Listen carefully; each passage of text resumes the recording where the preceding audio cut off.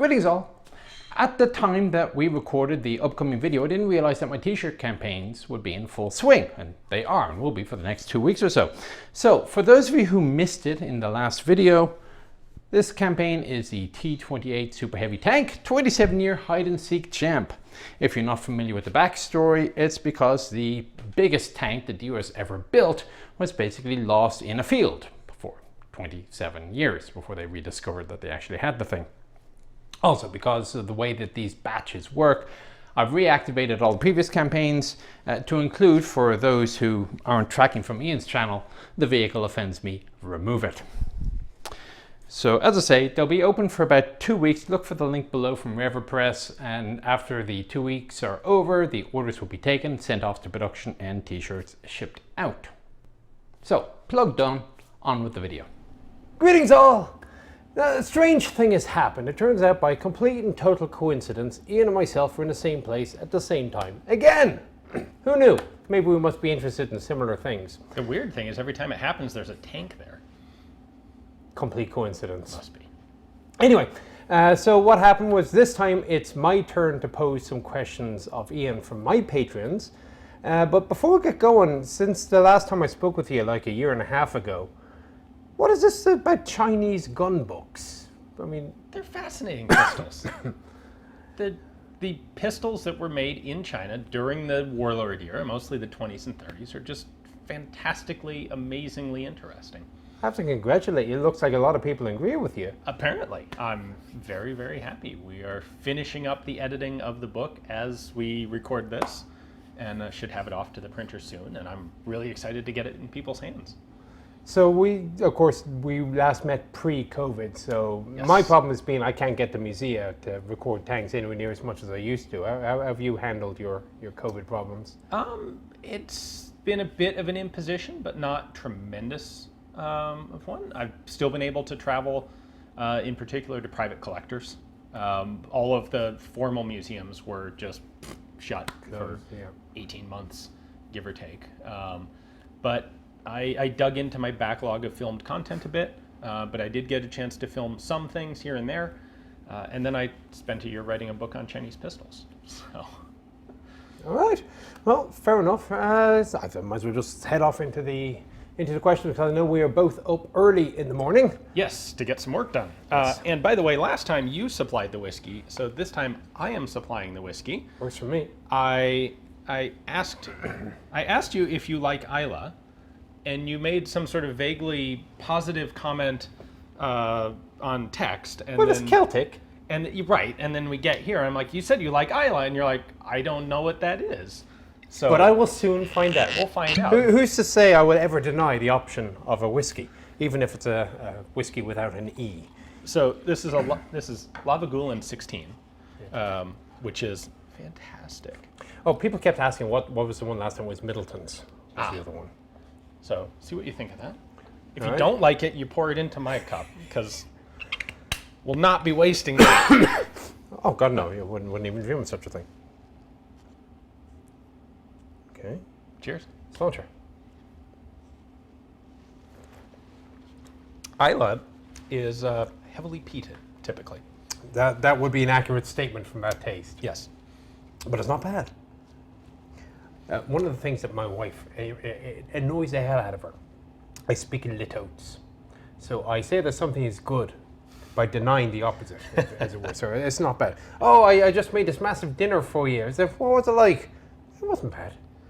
I can see how that could get you in trouble. Yeah. But anyway, so let's kick off. I don't have as many patrons as Ian does, so I strongly doubt this is going to be a 2-hour event like it was last time.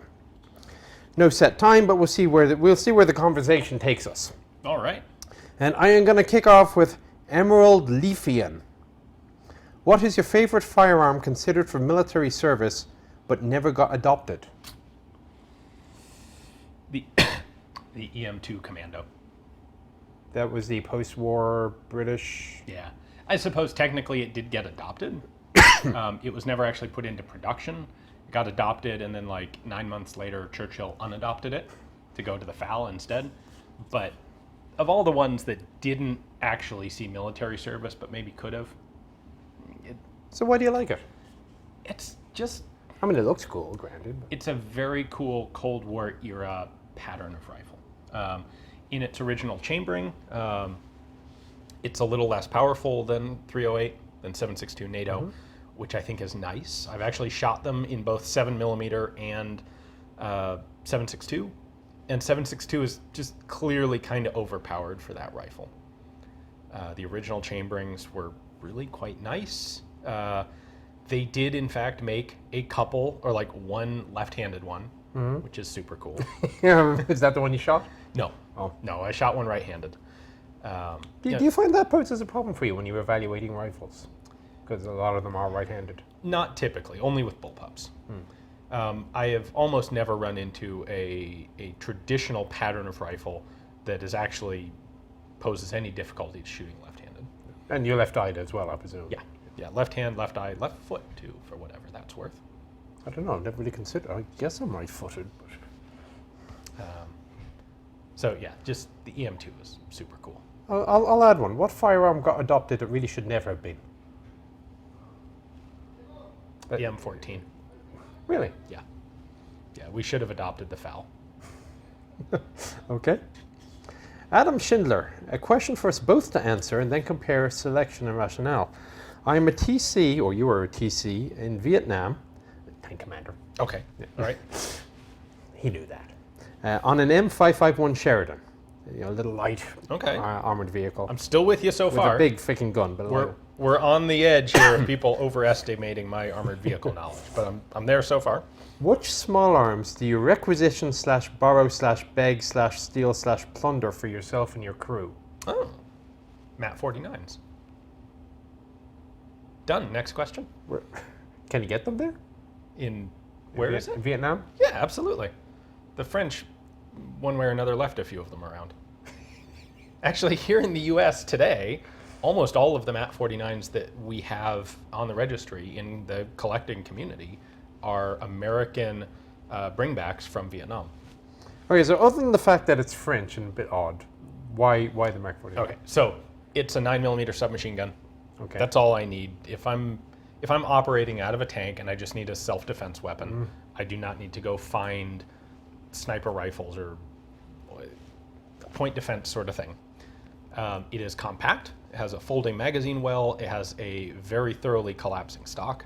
It'll fit in lots of little small spaces, which is presumably all that I have available. It is not so loud as a 5.56 carbine. I know there are some people who would hear that question and be like, "Oh, I want some of them." I want a Car 15s. Yes. Well, okay, but that's really quite loud. Holds less ammunition than the subgun, and for the purposes being dictated in this question, I think a submachine gun's fine. My runner-up, if you won't let me have MAT 49s, although I think they're perfectly I don't know suited. where you get the ammunition in the supply chain, but okay. From the Vietnamese. No, there was definitely there was 9mm around somewhere, because my backup would be a Swedish K, which That is makes sense. essentially the same concept. Yeah. Folding stock, submachine gun, not quite as compact as the MAT 49, a little bit lighter probably, but also a very well regarded 9mm subgun that was in use by American irregular forces in Vietnam. I guess my answer, I don't know if I'd have one, is like maybe a Browning high power. I mean, it's nothing wrong with it. Again, 9mm, small enough, you get more ammo. It's part of St. Browning's collection. This is true. So, yeah, there were so many complaints when I said I didn't like the Colt 9. I like Brownings, not the 1911. That's just me. But I am not so heretical as to not like any Browning products at all. Well, that's good. That's good. Well, The M2 will do it as well. I don't know about a subgun because, again, my function is just to run away and get a new tank. I get the point. The subgun may help you do that longer, although you have to carry more ammo to do it. And again, you hit the nail on the head. You only have so much room inside a tank. yeah. The thing I like about the subgun is it's more easily controlled. It's going to be substantially more accurate than a handgun. It'll have twice as more much suppressive effect. certainly, if you want it, it's there. Twice, double the ammo, and I would say the effective range of a submachine gun is going to be more like 100 yards instead of 25. fair enough. Alexander H., what are the improvements of the Japanese Type 97 tank machine gun over the original Czech design, and how well was it liked by Japanese troops? I have no idea how well it was liked by Japanese troops. I have not, can't say I have found or gone looking for any of that sort of first-hand data. As for its improvement... Well, can you imagine the Japanese troops would be complaining about the equipment issued to them by their emperor's army? Inconceivable. No. Especially the armored corps. It could have been awful. How about their Nambus? Did they like those? Honestly, I haven't gone looking. I don't read or speak Japanese. So the first-hand accounts are... I'm not reading anything firsthand from the Japanese. Honestly, the Nambu kind of did what it was supposed to. Pistols don't really matter that much in war. As for the 96, or the 97, its advantages over the ZB-26 are that it fits in a tank. That's kind of it. Mechanically speaking, I wouldn't say there are really any objective advantages. It has a heavier barrel with cooling fins, which is relevant because it's mounted in a tank. Yeah, you're probably not really, you can change it, but you're not going to be changing the barrel. So you make it a little heavier so it can have a little more sustained fire. And it doesn't matter that it's heavier because the tank's carrying it. Right. The buttstock folds, which is relevant to get it out of the way in the tank. It's kind of funky if you're shooting it off of the emergency bipod, which is, it works. Not the world's greatest bipod. Maybe the biggest advantage would be that it's set up with an optical sight, which you can only, I guess you could have it mounted out of the tank, but it is a massive and extremely heavy optical sight. It's like a friggin' club of an optical sight. Seriously, it's like this long. It's about 2 inches in diameter. And fitting into the tank, it's nice. But beyond that, 20-round box magazines mechanically functions just like, disassembly is a little different. They had to move the recoil spring because of the folding buttstock, but mechanically no substantial difference. That's why we're asking him the question, because I don't know this answer. It's helpful that I actually had my hands on a Type 97 not that long ago. That would help. Felicity Longus is going to go for 2. What World War II era anti-tank rifle would you consider have been the most effective purely in its intended role as an anti-tank weapon? I would probably have to go with the PTRD. I'm inclined to go with that as well, but the one I would say it is easily the most effective anti-tank rifle, no hands down. But in its role as an anti-tank weapon, I wonder if there's something to be said for the Solothurn. In Italian hands against British cruiser tanks, which have thin armor. I don't know. See, I know more about the guns, but not so much about the tanks that they were shooting at. I hadn't really thought about the effectiveness of something like a Solothurn because of specifically what it was being used against. It's an anti-tank rifle, by definition. It's in the name. Well, yeah, but I don't know the details of... It didn't occur to me that, those were in use by the Italians in the desert where they were facing these particular British tanks that were susceptible to them. I hadn't thought about that. I mean, only partially. Even for the Italians, they ran out of juice eventually. So the thing to me is a big part of the effectiveness and the purpose of an anti-tank rifle is a cheap and widely supplied weapon that can take on a tank. It's fine if you've got some magic tank-killing weapon, but if you don't have very many of them out there and you can't have one at the front lines where the troops happen to run into a tank and need it, it's not so effective. One of the qualities of the PTRD is that it cost about 3 rubles to make, and they were able to make a massive quantity of them. The Solothurn... But they couldn't kill many tanks with them, it's the problem. But could they really do more? You go for the optics, maybe the trackers, you couldn't really kill a tank. Could the Solothurn really do more? Against a universal carrier or a cruiser? No, wait. A universal carrier is not a tank, sir. Okay. A PTRD could go through both sides. A cruiser A9 and a universal carrier don't have much difference in the tech in their armor. I suspect a PTRD could go through a couple of universal carriers. Well, that's fair. What I see with the PTRD is it's the most effective cartridge.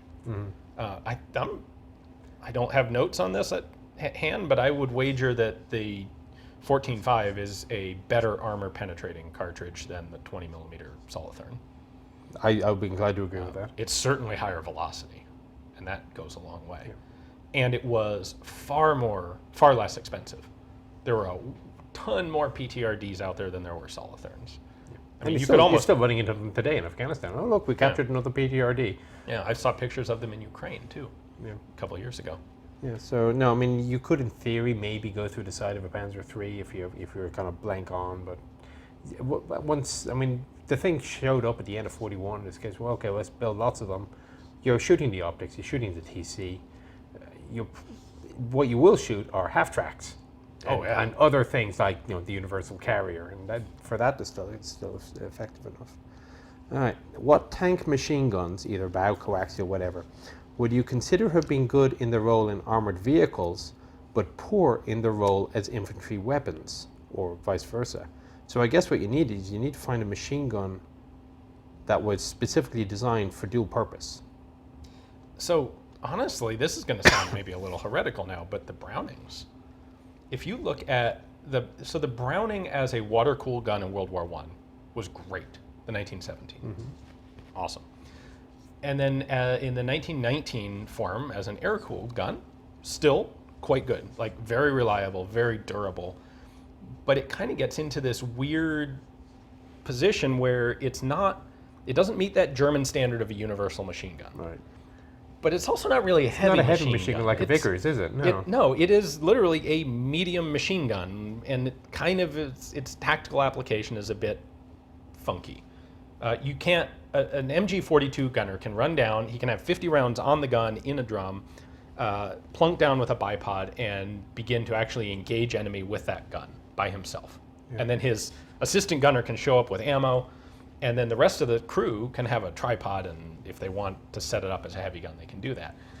The Browning, you have to have the tripod, or you're shooting the thing from the hip, which, I mean, don't get me wrong, there's medals of honor awarded for that sort of thing, but not at very long distance.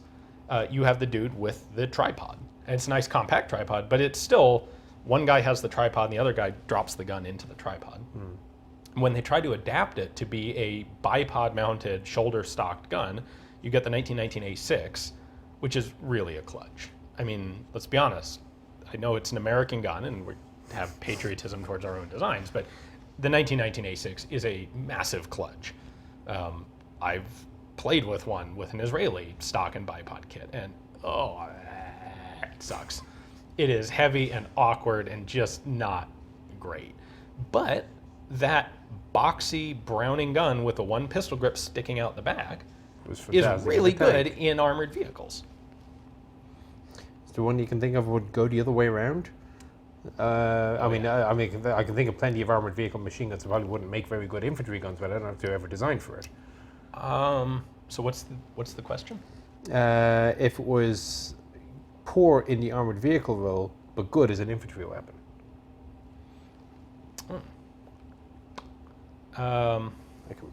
I could make an argument for maybe the MG34. I don't know that there's anything that's necessarily poor about the MG34 in a vehicular role. Well, so as a bow gun I could see it, but as a coaxial machine gun, the problem with it is that you're already dealing with something which is very, very precise and accurate. So all you're doing is you're putting 3 bullets into one hole instead of getting that suppressive effect. And when you're shooting the coaxial machine gun in the tank, you have to manually input a pattern to try to create something approximating a beaten zone to hit your targets. So, I mean, for your MG34, you're putting tons of rounds down range, but are you really getting the right effect out of all that ammunition expenditure? The other thing that came to mind were perhaps some of the guns like the Type 97, where the magazine-fed light machine guns, where I feel like the magazines are going to be a lot easier to work with when you have a 2-man team, where you have a gunner shooting and an assistant gunner who's reloading the thing. Where presumably in a tank, you've got one gunner who's doing both roles. Yeah, also like some of the German 2cm though was magazine fed, and that was like the main gun on the Panzer II. Well, it's a little bit bigger. All right, Commissar Carl, are there any good examples where tank or naval cannon technology influenced small arms? For example, any single-shot rifles that automatically eject the cartridges like how a tank does?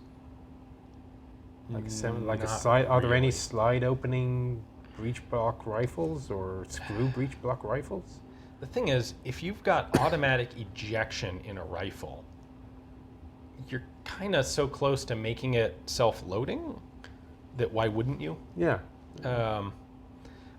My feeling is the automatic ejection in tank guns is more based around absorbing some of the recoil energy so that you don't have to have as much mass in the gun mounting. Well, I think it's just utilizing the recoil energy. The recoil energy is there anyway. Right. You know, just use it part as a mechanism to trip the releases. Right, and the gun's too big to be manually recocked anyway. Certainly easily by a crewman who has to reload the thing. Well, I mean, you just got the big breech operating handle. I guess you're right. Yeah, And I was in thinking fact, about running the whole recoil. And mechanism. a lot of guns, it's just a small little lever. It's Okay. your recocking lever. You just pull that back because if there's a misfire, you got to go through your misfire drills. And Okay. it's not like a rifle where, oh, my rifle just misfired, I'll just charge it, get the next round out from the magazine. You can't do that with a tank. Right. Yeah. So you got to do your drills with the round still in there, and one of those things is a recock. So, in short, I'm not familiar with. I'm not well enough familiar with tank and naval gunnery to have a good answer. Yeah. And I've got the same. You gave me the opposite question. Tank cannon development, where small arms technology influenced it, outside of the general concepts of firearms technology. An autoloader with a tilting barrel, for example. I mean, you've seen my autoloader video. They had some really bizarre mechanisms. And my favorite was one. It was a massive 6-round drum. Arm comes down, grabs the round, lifts it up, and shoves it in, and the thing was firing 33 rounds a minute. Jeez. And for a 90mm gun. Wow. And all I can That's think of is incredible. if I was inside that tank, It's like I'd be terrified. like a whirling scythe going on there. Don't stick your arm in that mechanism. No, it'd be absolutely Wow. insane.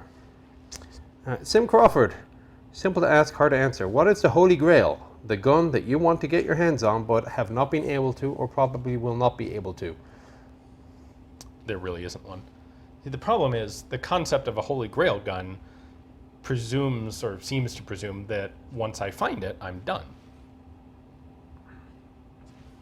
Like, if you're into artifacts, what is there left to find after the Holy Grail? Nothing. You retire. I have a list, I don't have a physical list, but there's an assortment of guns that are difficult to find that I know would be very popular that I would like to get my hands on personally. An Indian INSAS rifle Okay. would be, I'd love to do a video on one of those. One of the Russian KS-23 shotguns would be really cool. But I wouldn't call them Grail guns because if I eventually find them, I will film them and then I will move on to doing something else. I never considered that as an answer, but okay, fair enough. Mr. Crawford, you may have found yourself outwitted on that. Sebastian Cranen, could Gun Jesus please do a video on the Holy Hand Grenade of Antioch? It's not really a real thing. It's not. No. Well, you did one on a rock, I noticed. Not the anti-tank rock that I found in the archives. You came up with your own French rock. Right, the LMP-80. No, that was a real thing. I don't know what you're talking about. My anti-tank rock was a real thing. It's in your What archives. is it? The Holy Hand Grenade's just a painting, isn't it? No, it's a round thing, got a little cross on the top, and Just a painting. got a questionable fuse. You're right.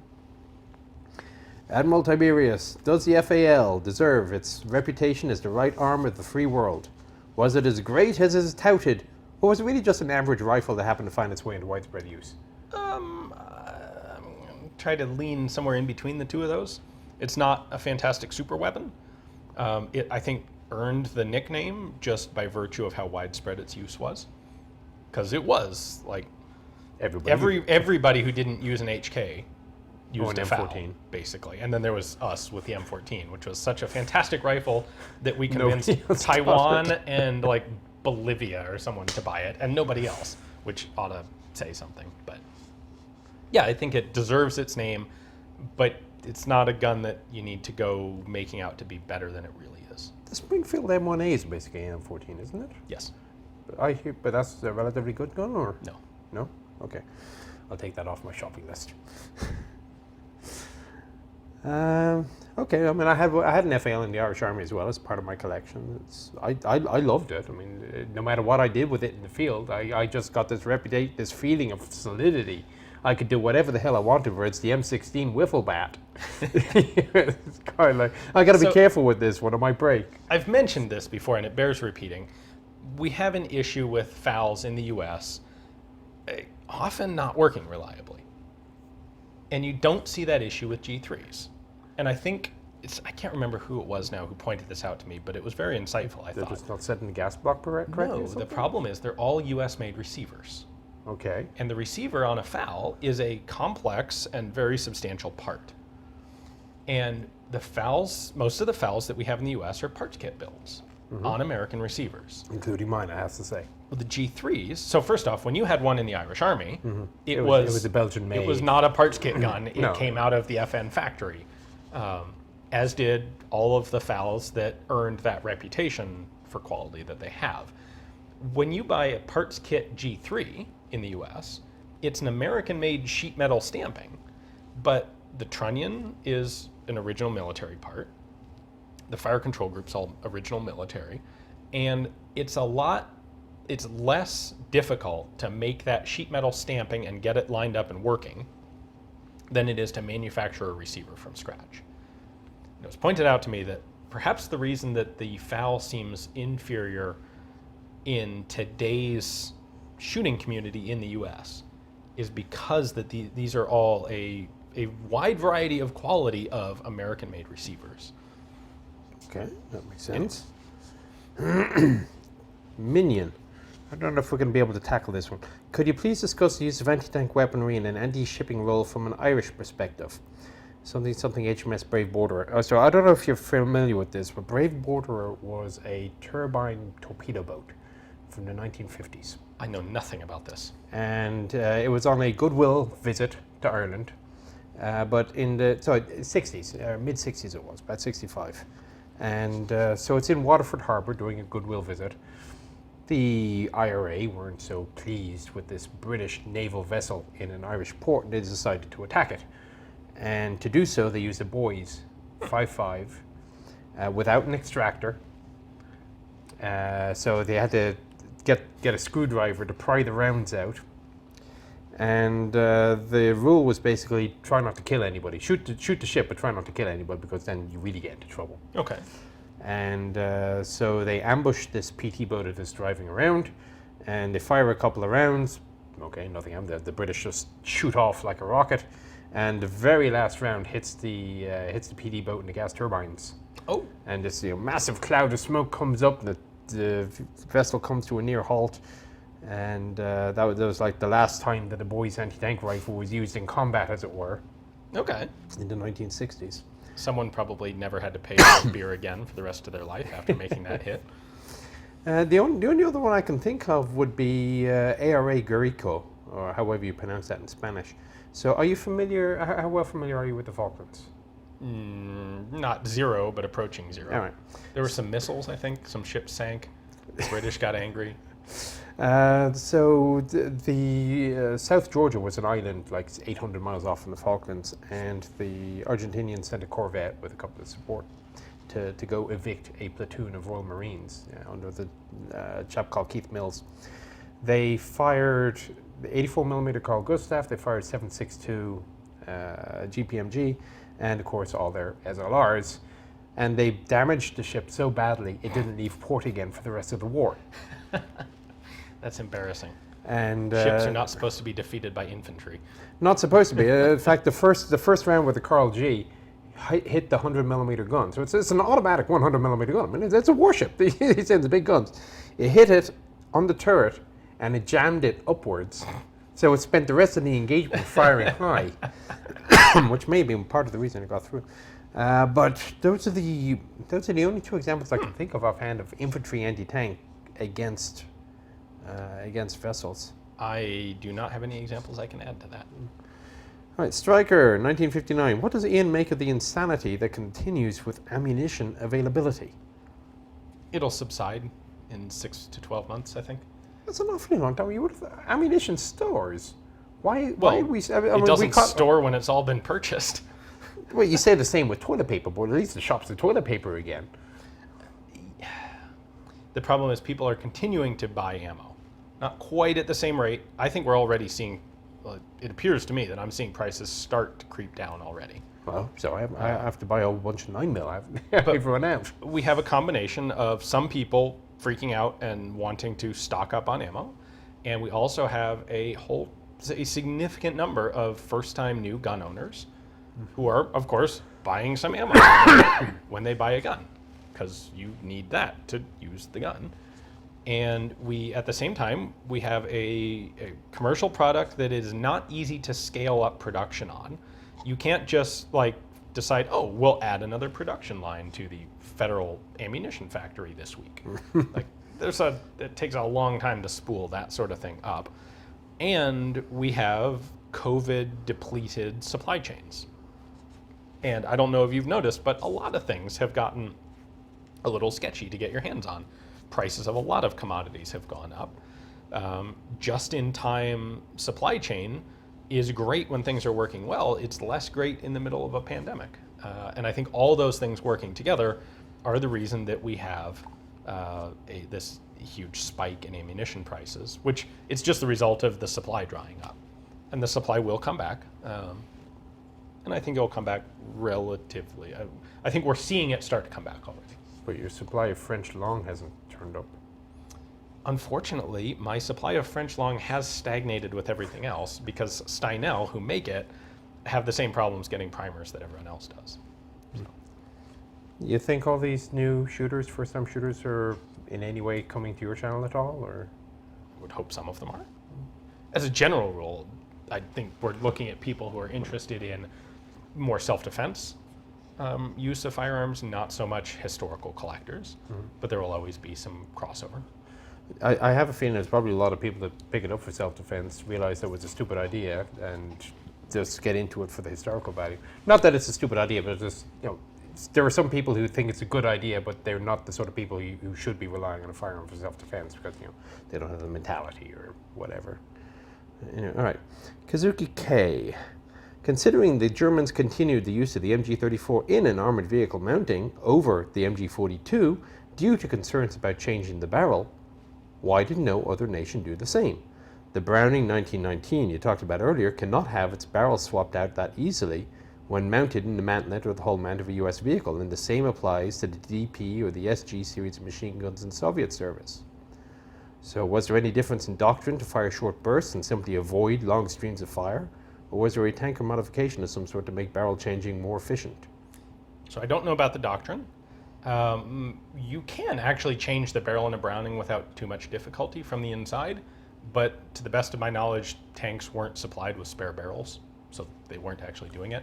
The big thing is the barrel on the Browning is substantially heavier than the barrels on the German machine guns. Those German guns were designed to have the barrels swapped every couple of belts, and so they have thin barrels to make the guns more portable. The 1919 has like an inch in diameter solid barrel. So there were some second belts. So even on the M1A ones, we have a second 240 barrel and we get asbestos mitts to change it out. Another possibility, you see on the Panzer III, I was on the AML 60, you just simply have two machine guns side by side. And you have a toggle switch, you shoot one, then you shoot the other one, you shoot the first one again. That makes sense. One other thing, I'm not sure that the Germans continued to use the 34 because of any advantage over the 42. I think they continued to use the 34 because all the vehicles were designed to fit the 34, and redesigning the vehicle turret to fit a different machine gun when the machine guns were effectively interchangeable in practical terms. Like, why would we redesign the tank turret when we've already got the 34 in production, just keep making them and put them in the tanks, because it simplifies things. I think Kazuki's onto something though, because you can't really change the MG42 turret inside the tank, barrel inside the tank. I don't think. Really? That's my understanding from demonstrations. Well, it's the way the 34 gets changed. It's actually a lot easier to do it from inside. The 34 is definitely going to be easier because it just comes. You take the whole. It's really a clever system. You take the receiver and it just rotates out away from the barrel, and you can pull the barrel straight out the back of the jacket. The 42, you open it and it comes out the side. You can open the whole barrel almost. Yeah. Yeah. Which, if it's the whole mount, that could be That could be potentially. actually possible. Yeah. But that, of course, is the question of whether or not it was doctrine in Germany to fire the machine gun sufficiently that the barrel would need to be changed. I don't know how frequently you need to change an MG34 barrel. With the 42, if I remember correctly, it might even have been every belt. Doctrine was, I think, if you've got the gun set up as a heavy gun and you're doing heavy fire, when you reload a new belt, at the same time, one of the other crew members is swapping the barrel. And the idea is not that the barrel only lasts 250 rounds, it's you have a couple of barrels, and so you swap them so that each barrel can cool, and so you don't end up with a damaging amount of wear or excessive heat on any one barrel. Yeah. For a tank machine gun, you don't pull the trigger down and hold it. I mean, just because you're in a mountain doesn't mean you're any less conserving of ammunition, really, than you would be as a rifle. Especially, again, because you have the issue with accuracy, is you got to keep the trigger pressed while you're manually inducing your spread through the Z pattern or whatever your technique is for your doctrine. So I think it's pretty much saying, medium-sized bursts, 10 to 15 rounds, that's it. Reichsbiebermünster. Since revolving magazines are a thing on small arms and tanks, when does a magazine of this kind make more sense than any other kind of loading mechanism? When would you use a revolver if I say, I guess, a pistol? A revolver and a magazine? revolving magazine are not the same thing. The problem with the revolver is that that's true, you have the mass of multiple pressure-bearing chambers. A revolving magazine, something like a Mannlicher Schonauer, the problem, the reason that they're not used more often is that they're just a little more expensive and complicated to make than a traditional box-style magazine. You want to put a Mannlicher Schonauer revolving magazine, you've got a very complex, flanged, winged center spindle to hold all the rounds. If you want a box magazine, you get essentially a rectangular follower and a spring, and you're done. I'm trying to. So, U.S. Army autoloaders, they did have revolving magazines that said that you grab the round, it goes up, and so on. The other type was more of a carousel or a cassette that it's like a single band of 23. It grabs around and lifts it up. I could see the rotary magazine being better or being more useful if you have a relatively low capacity, like 4, 5, 6, 7 rounds, and it needs to be powered somehow. I think capacity has got to be the difference, because if you look at the cassette magazines, let's say you've got dual feed, you've got one round has got AP and one magazine has got HE, and you just select whichever round you want. But with the revolving magazine, if you only have those 6 rounds, you're going to have a HE round and an AP round and maybe a smoke round, all in the same carousel that you have to grab and then manually load them. So perhaps it will make more sense if you have multiple types of round, more types of round than can fit in your cassettes. So that might make sense. So I don't know if you know, the way you could tell which kind of round is where in a magazine in the 1950s, it's all mechanical.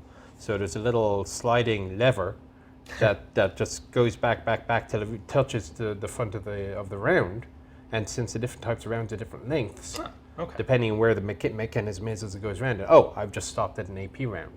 Okay. So that makes sense. All the American autoloaders at the time was basically feed A, feed B. And whatever was in feed A went in when you toggled that. Whereas with the rotating autoloader, you could select one of these 3 different types. Okay, well, that makes sense. Okay. Thunderchild, what does Ian think of how crazy everything got with regarding the museum versus private collection debate, considering everyone who weighed in? I thought it was just really me and Ralph, honestly. Yeah. I didn't know anybody else. We got a little bit of feedback from Danny and Ashley at the Cody Museum. Mm-hmm. But I watched your response. I watched Rolf's response. There were a lot of good points brought up. Rolf, in particular, pointed out that much of my argument was, in a way, meaningless insofar as, and I mean this in the best possible way, insofar as the museum's specific dictated purpose is to educate the public, and basically doing so at a very basic level is the way that you can get the most knowledge to the most people, where catering to a specialist like myself is not going to efficiently fulfill the museum's core purpose. Okay. which he's correct. I can't argue with that. I still wish that there were a better solution for specialists in a public museum sort of style. And I think that there has got to be a reasonable way that museums can arrange to cater to both sides. But it was certainly interesting to hear feedback. It was really cool to actually get feedback from real legitimate museum professionals on that. Other question: can Albonia be saved? What is it with Albonia that it keeps attracting so many readers? Well, it got popular, and then you went and played right into it by doing a video on it as well. Drakenfell has done one as well. I don't know if Aviation has done one. I really enjoyed the original conceptual question. So the answer is yes, of course Albonia can be saved. They do their best with the worst. Are there examples of secondary machine guns, or secondary weapons like machine guns, being specifically designed for vehicle rather than vehicles adapting an infantry weapon to suit the needs? I'm thinking of a Bisa. Wouldn't a Bisa count, really? No. That was originally an infantry weapon? Yes. The British. It's a big, heavy thing. Let me introduce you to World War I and their machine guns. So the Bisas wasn't what I was thinking of. The two that I'm thinking of are the M73 and the M85. Okay. Which were both, they were the 73 was a 30 cal and the M85 was a 50 cal, and they were intended to replace the Browning 30 and 50 in U.S. tanks. Right. And the reason that they were built was, or the goal was to actually have a shorter receiver to take up less space inside the turret of said vehicles. And they were very specifically developed for vehicles. There were, as far as maybe some prototype somewhere, but they were never intended or developed to be infantry guns, and they were both complete disastrous failures. They were not reliable. They had significant feeding issues. This again brings us back to the previous Q&A when I mentioned I've run into some guys that really loved their M85s and thought they were perfect. Okay. No one else seems to agree with those people. I think it could also be a really, really good weapon is accepted and approved by bloody everybody, and one that only half the people like isn't as successful as perhaps it should be. Yeah, and the one you give to the Israelis and they throw them in the ocean that's not a good sign. Didn't they do that? They replaced all the M73s we gave them with Brownings? They did actually. I was thinking the M85 there for a while, but they had the issues with the cupola being just way too big, and they wanted a smaller, shorter tank. All right, B7. I like the concept of an offensive handgun, a pistol that is primarily made to be a primary weapon. Sorry, purpose made to be a primary weapon. The most obvious example is the HK Mark 23. But if you think about it, the concept is not new. In a sense, weapons like the Stechkin APS, APB, or the broom-handled Mauser de facto filled the same role. What are the other, maybe lesser-known examples of the similar concept? What's your opinion on the idea? Would you carry one? I think it's kind of an answer looking for a question. The Mark 23 in actual military service has never really been all that popular. The problem is when you get a gun that is as big and heavy as something like the Mark 23 or one of the PDWs, potentially even a Stechkin, although Stechkin's a little smaller, especially if you then go and throw a suppressor on it or something, you're getting close to the weight of a very lightweight carbine, like a Car 15, but you're getting nowhere near the ballistic effectiveness of a light carbine. And Would you consider that sort of French sniper revolver that you did would be an offensive handgun? No. So that thing has a very specific, deliberate purpose. And it was essentially the sort of thing like we're trying to resolve a hostage crisis by sending a dude crawling through the ventilation ducts. And there's simply physically not space for him to have a carbine. Well, isn't that the whole purpose of a pistol in the first place? The only reason to have a pistol is for some reason you can't have a rifle? Right, but when you talk about the offensive handguns, there typically is no reason that you can't have a rifle. You got a ballistic shield in one hand and... Oh no, these were meant for, the original concept was like special operations. Guys tromping around the jungle and they want less gun than a carbine, but more than a normal pistol. Tunnel rats then. But maybe? I can see a pistol for tunnel rats. That's kind of the equivalent of running someone through the ventilation ducts. Oh, yeah, I guess that's fair. But the offensive handgun, at least as I understand it, was intended to be a little bit more general purpose of a weapon than something that was really situationally limited. Okay. You know my opinion, I think handguns are defensive. So, at least in my sakes. All right. Scruffy. Track tensioning is a running theme on Chieftain videos, showing how practical the tank is in practice for crews to service and avoid failure, and also how crew ergonomics is considered. Is there an analog that you would consider for firearms that is often overlooked but critical for a firearm to be considered successful? Not really. Not that I can think of. The thing is, there's not really maintenance that you do on a gun. There's cleaning, but that's not really the same thing. There's not really anything that you have to check or do at regular intervals to keep the gun running in top condition, lest, if you stop maintaining the magazine release, the magazines will fall out eventually. Yeah. They just don't really work that way. So, I mean, when you discuss one of your rifle reviews, you talk about the quality of the sights. How easy is it to pick up a target through the sight once you grab it up? Or, I mean, I suppose you could say that. Yeah. How are you? I mean, even the location of the selectors versus mag release. I mean, considering how often they move, and they're still moving the things. I guess I would think of that as sort of the same general ergonomic questions you would get in armored vehicles as well. Is the driver's compartment big enough for a driver? What's the visibility from the commander's position? So do you have anything like a running theme or a running gag? I'm not going to say running gag per se, but it is almost a running gag to be track tension. It is. I've seen your videos. So like a point that always comes up, out of battery safeties are probably the closest thing. Out of battery safety? Yes. Okay. A mechanical device that prevents the gun from firing if it's not fully locked. And there aren't that many different versions of them, but every properly designed firearm is going to have at least one. And when I do disassembly, I tend to point them out, and it's like, yep, and there it is on this one. It's the same as on these other zillion designs. Okay. But there it is. I can see that being an important feature. Yeah. Izautel Kiza. Greetings, Ian. Differences in access to the most modern equipment between opposing groups, be it due to lack of resources to make or acquire, or lack of knowledge to make your own, have existed since man first started making sticks pointy. Is there any conflict that stands out to you in history where technological parity between the sides would have significantly changed the outcome?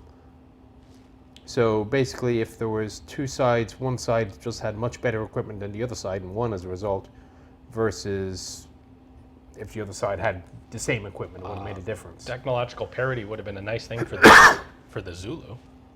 I mean, consider how effective they were without technological parity. Although, I think it's important to point out there's maybe a bit of mistaken impressions from the movie Zulu. Mm-hmm. The Zulu had a substantial number of firearms, but what they really had was logistics and organization and military structure and command.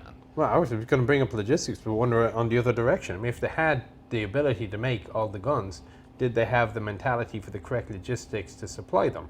I mean, had that been invented in Zulu culture per se? I don't know about the logistics. I don't think they really had the opportunity. It's not like they had warehouses of ammunition that they couldn't figure out how to get to the fight. I think it was they took all the ammo that they could carry.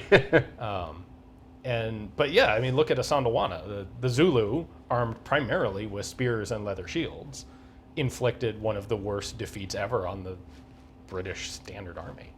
Imagine if they had been armed to an equal standard.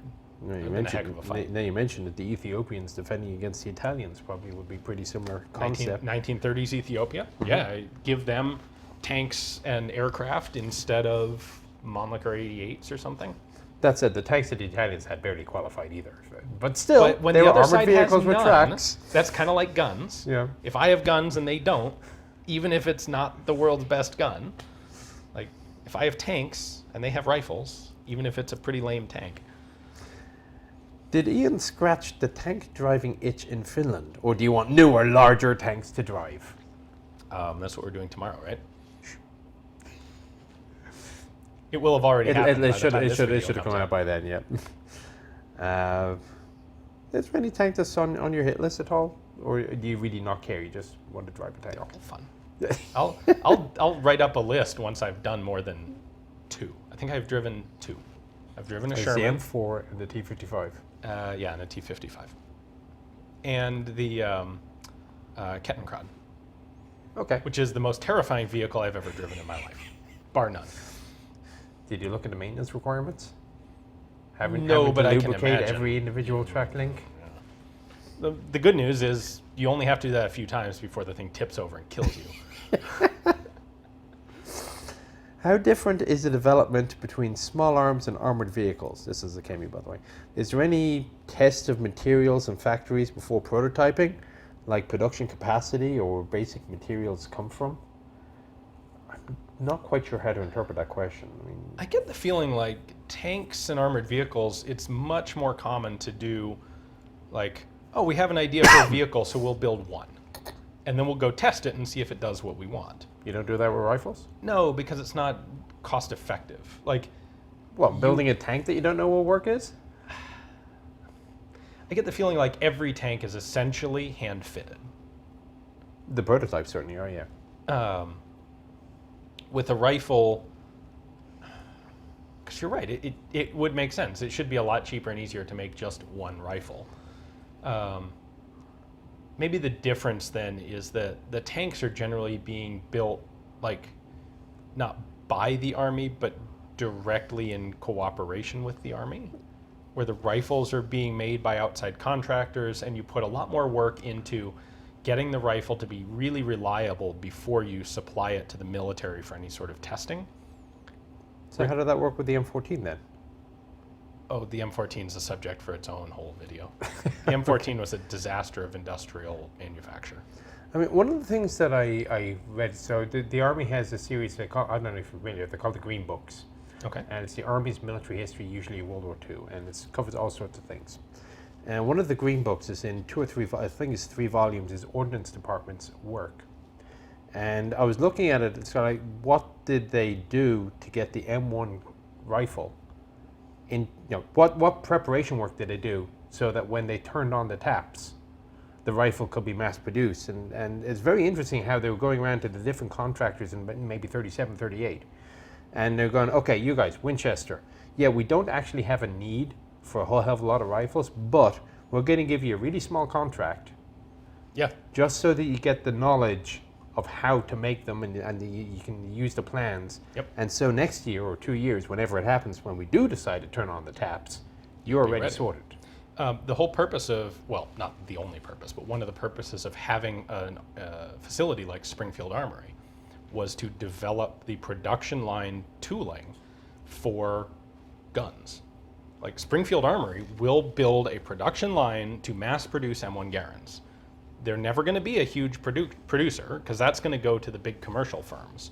But by having Springfield Armory build the tooling, we can figure out all the little tweaks and fixes and get it just right so that then we have a complete design tooling data package that can be provided to Winchester and Remington and Harrington and Richardson so that they can take this package, do their 5,000 rifles. I don't remember what the spooling up contracts were, but a few thousand rifles, get it all worked out, figure out how to do it, and then put the thing on the shelf until we need it.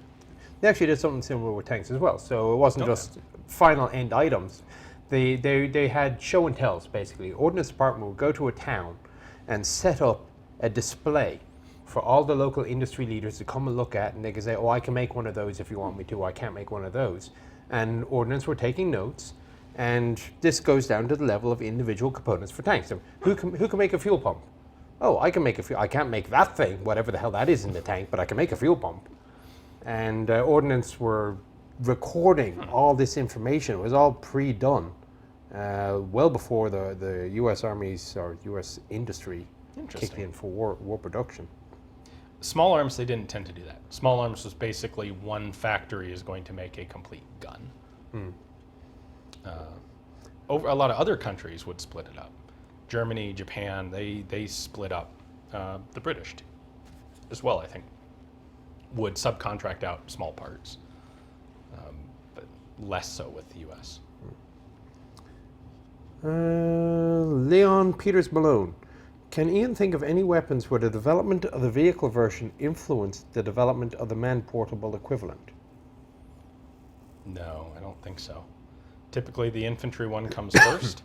The infantry one version is virtually always made in vastly larger quantities. It doesn't really make sense to develop it for the tank and then adapt it to infantry use. You develop the one that you're going to make the most of, and then the smaller production variations come afterwards. Maybe there would have been this works much better in the tank, and then you realize, it can actually be useful in infantry as well. But I can't think of anything. Hypothetically, but nothing comes to mind. No. All right. Matisse Enzer, I'm not sure we can handle this one. Can you give a description of the evolution of infantry anti-armor weapons from the powerful rifle to the various means of launching shaped charges, accumulating in RPGs, and how did the developments fit in with the doctrine at each stage? I don't think that's really your bailiwick. Not really. I mean, the development was we go from shooting chunks of metal at tank to now there's too much armor and we need some sort of chemical energy to kill the tank. So we do other stuff and stop using rifles. You ever play with a Piat? A little bit. I've never fired one. Jackson Fox, what makes some guns stop functioning in cold temperatures, and how do gun designers combat this? Friction, essentially. Just the metal shrinks? Yeah, so things do shrink, although not very much. One of the big problems you get are guns that require even a little bit of lubrication to run properly. In very cold temperatures, most lubricants cease to lubricate and they become sticky, and they increase friction instead of decreasing it. That was one of the big problems in World War II on the Eastern Front. You've got to have specialized lubricants to keep the guns running. And it can even be something as simplistic as there's a lot of humidity and we got some water on the gun and it froze, and now the gun's frozen, like literally frozen. They discovered on the L85, the original trigger, had a flat back face, and you could get snow packed into the trigger guard and you couldn't fire the gun because it just jammed on snow. So they cut a bevel into the back. Well, that's a good tradition. Like, I remember the wrong kind of snow would stop trains in the UK. Okay. And leaves on the track will also stop trains in the UK. Health and safety. I don't know what caused the snow problem, but the leaves was because there was an electric pickup and the leaves were interfering with the electric pickup. Oh, that makes but sense. the wrong kind of snow, I kid you not, was a legitimate excuse in the British transit system there a few years back. Sean Davis, is there a benefit ever to increasing projectile length over increasing caliber size? Only if you're doing armor piercing. I need some sort of context for that. I mean, everything's you trade-offs. do it in tanks, because what you will do is you will increase the mass of the projectile without increasing the drag. Right. So maybe if you're doing long range shooting or for the same velocity. Mikkel Skipper, having used the Danish MG42/M62 for years, we were taught that 80 to 90% of the problems while shooting would be with the bolt. As a consequence, we carried a spare bolt for quick changes. Were there ever any other MGs that required a gunner to carry a spare bolt for reliability problems, and did German World War II manuals mention this? I can't speak to German World War II manuals specifically, but virtually every crew-served machine gun, every machine gun had a spare parts kit that was issued with it. And when you're talking about crew-served guns, it was a fairly elaborate kit. And I think every single one of them that I'm familiar with included at least one spare bolt, sometimes two. The thing is, within the bolt, you've got much of the head spacing going on. You've got your extractor, you've got your ejector, you've got your firing pin. It's not so much that the bolt itself is likely to be the cause of a problem as the cause of the problem is likely to be a part of the bolt assembly, because that's where most of the parts are. And so if you have a spare bolt assembly, that's kind of an easy cure-all that'll fix most machine gun problems. no matter, bad extractor, bad ejector, broken firing pin spring, head space is weird for some reason, chuck the bolt, put new bolt in, you've probably fixed it. I've always wondered how that works so again, I know very little about small arms and especially Russian ones. Always make sure that the serial number on the bolt matches that of the rifle. So does that mean that there's no standardization or interchangeability of parts? You can't have a spare bolt for that weapon? Or It varies. Typically speaking, modern guns, and this goes back decades and decades and decades, the bolts will interchange just fine. The head spacing is essentially interchangeable. All right. Last question from USA. What is the firearm equivalent of Bob Semple tank? I don't know. I've heard that name, Bob Semple, but I don't know enough about it. Bob Semple is turned into a meme. It looks like a corrugated shed on tracks with machine guns sticking out the sides. And it was so A7V. It was so fearsome that nobody ever dared invade New Zealand. Okay. As a result, it was Bob Semple was the New Zealand Minister for Defence, or I believe it was something of that nature, and he basically converted these tractors with basic armor and machine guns. So it was, by all real accounts, a terrible, terrible tank. But nobody was invading New Zealand, so what the hell? It turned into more of a propaganda piece. That sounds like the Charlton light machine guns. I am not familiar with the Charlton light machine gun. It is a bolt-action Lee Mitford converted into a Bren gun magazine-fed light machine gun. In New Zealand, in fact. I know it was either Australia or New Zealand. I'm pretty sure it was New Zealand. They made like 1,500 of them because they had Lee Metfords, and they couldn't get Bren guns from the UK because this was like shortly post Dunkirk, where the British were bogarting all the Bren guns. Yeah. And there was this fear that the Japanese were going to just invade Australia and New Zealand any day now. And so I really ought to remember if it was Australia or New Zealand. I know there was an Australian version. I thought the originals were New Zealand. But they converted a bunch of them. It was both a catastrophic failure and also actually kind of impressively successful. It turned out to be a lot more difficult than they had anticipated to actually do the conversions on a large scale. Mm-hmm. But in testing, the gun was way more effective than you would ever expect for a bolt action with a gas piston kludged onto the side. They ended up sticking them all in a warehouse once they got Bren guns, and the warehouse burned down. Oh. And so they're excruciatingly rare today, but there are a few of them out there. And the appearance is very much like what you described. It's a bolt-action rifle with a tubular metal pistol grip kludged onto it and a little hand guard so that the bolt doesn't break your finger off, and a gas piston welded onto the side. A little bit of creativity. For some reason, Thunderchild asked if the Liberator might ask, but as far as I know, the Liberator actually did pretty much what it was supposed to. Yeah, which wasn't a lot. Yeah, they work for a while. You don't want to shoot one. I don't? Yeah. I mean, they're painful to shoot. Okay. The worst example I have, are you familiar with the Liberator? Oh, yeah. Okay. So it's two pieces of sheet metal spot welded together. Yeah. I talked to someone who had been shooting an original, or a friend, he was there when an original was being shot. And the guy fired it, and this, they've been shooting a fair amount of ammo through it. And the spot welds on the back had come loose. And the last guy who fired it, the recoil pushed it into his hand, and the two sides opened up, pinched the skin on the inside of his hand, and closed up under recoil. And he was left with a Liberator, like, hanging from his hand, which was excessively painful.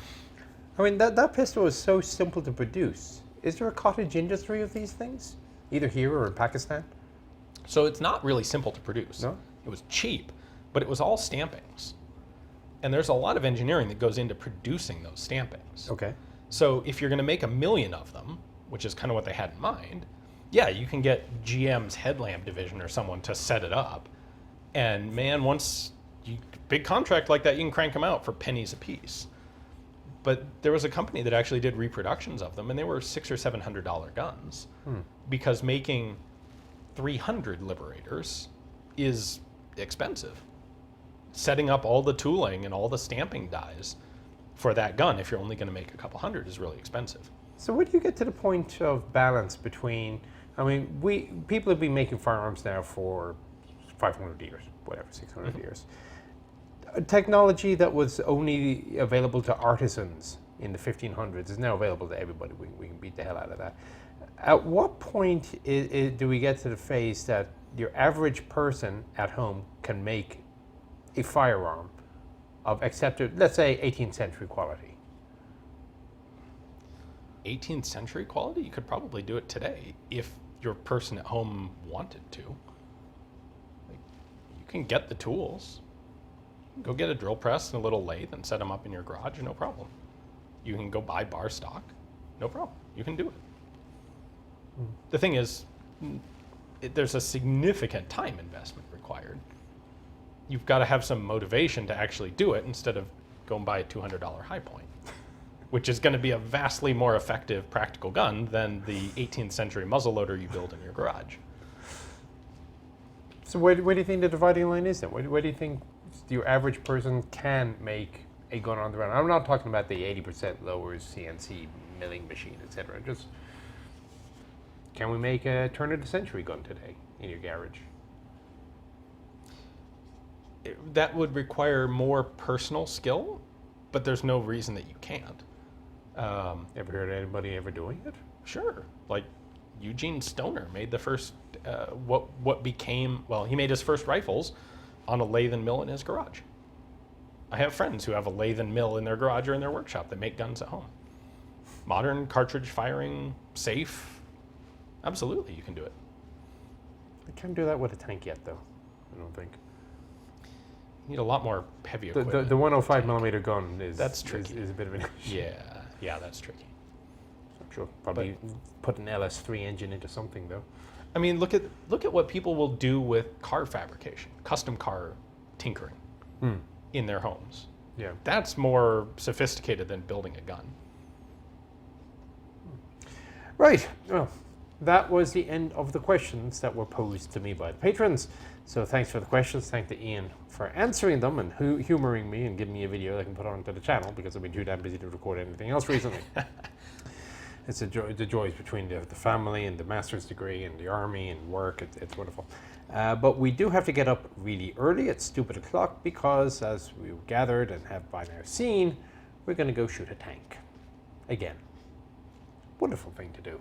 Yes, every gun on it. Only 3, but whatever. Plus a small arm. Which, I mean, honestly, you're probably going to be able to tell me more about the weapons that we're shooting than I am. I'll tell you about the tank, but the actual weapons, I think I'm looking forward to it. 2 of them, well, if we count the main gun, 2 of them I've never shot before. Huh. It'll be a very fun experience. Right. Hope you found it interesting and informative. Again, thank you to Ian. Good luck with your next book and whatever coming after the Chinese Warlords one. Thank you. And, well, we'll talk to you on the next one. Let's launch it.